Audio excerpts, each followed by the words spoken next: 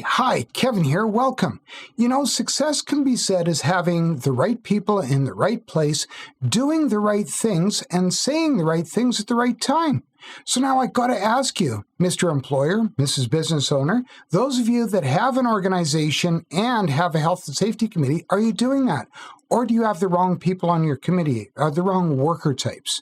Now, I know unions, you get to say who's going to be on the committee, and because most collective agreements do allow for that. And I have a suggestion for you, but you're going to have to wait till the end, okay? So the rest of you, stick around. Let's talk about this. Now, there are 3 worker types that you should avoid, okay? There are the casual workers, the temp agency employees. You want to avoid them. Just hang with me and I'll tell you why. Contract employees or contractors should really not have a place on your committee, but I do have some suggestions. And of course, next bunch, the present absentees, the partial timers. I'll talk about them in a sec, so just hang on. But right now, I want to talk about the casual employees, the temporary agency employees. And not that they're not good workers, in most cases they likely are, but are they there enough to know enough? They're likely not there enough to know enough. In other words, I'm talking about all of the routines of your workplace, the health and safety management system, how the committee works, the terms of reference for your committee, all of that.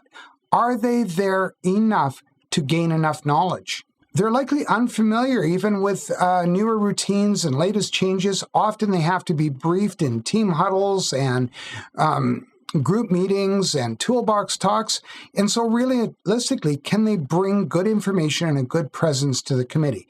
And of course, they likely don't have a vested interest in the organization for a lot of different reasons, because a lot of times casual workers may have jobs elsewhere. They may be employed in more than one place. They may be seeking full-time employment with other places. They may even be university students waiting to go back to work.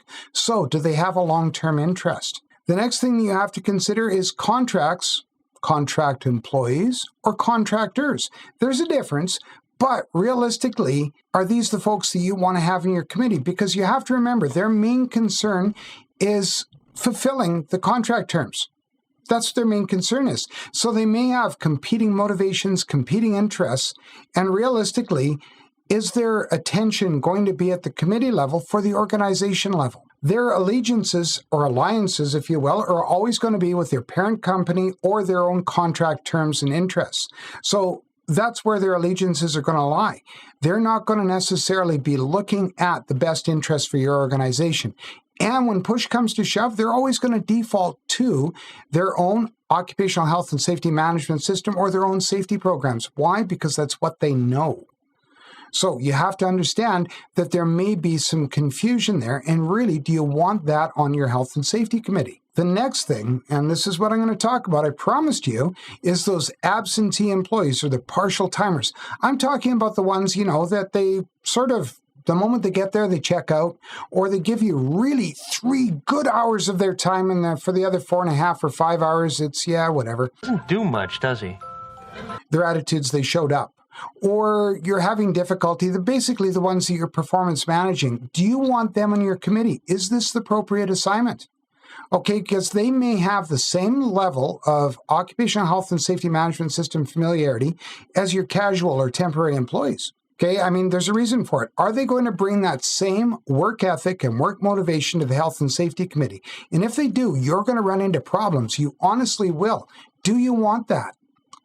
And of course, are you just scheduling them for the health and safety committee meetings? Because if you're doing that, it's a poor use of your money and a poor use of the health and safety committee time. I promised you, and I said, there's going to be more, and there's a few other things to consider. Yes, casual and part-time employees do need representation. Now, if they're part-timers, they're likely on the books as an employee.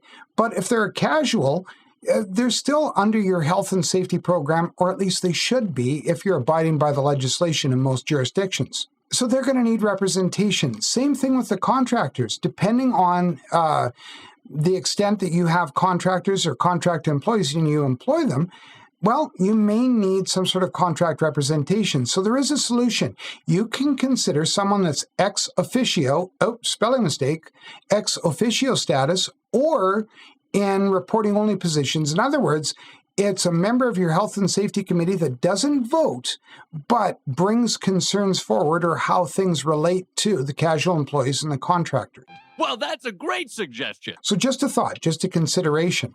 Your safety committee needs the right people, but you don't want to leave anybody out. I promised you I'd talk about unions, so here's what we're going to talk about. Yes, you are granted by your collective agreement that you can place people on the committee. That's usually written into most collective agreements, that there will be membership from the bargaining unit chosen by the union on the committee.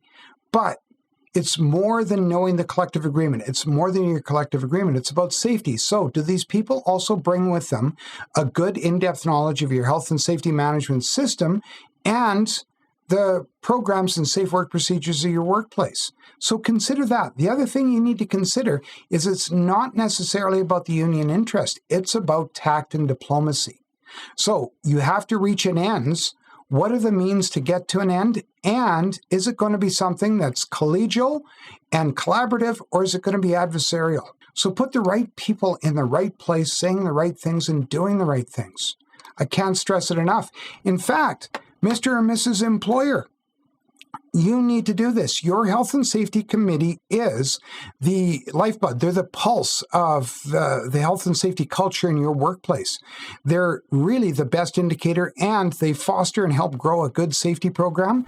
And really and truthfully, they become your safety leaders. They're ambassadors for safety. So do you want people on your committee that are going to drag it down, or do you want the right people in the right place saying and doing the right things?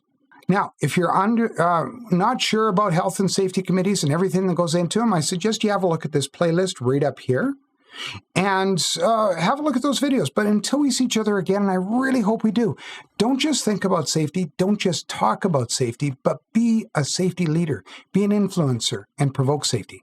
Okay? Take care. Bye for now.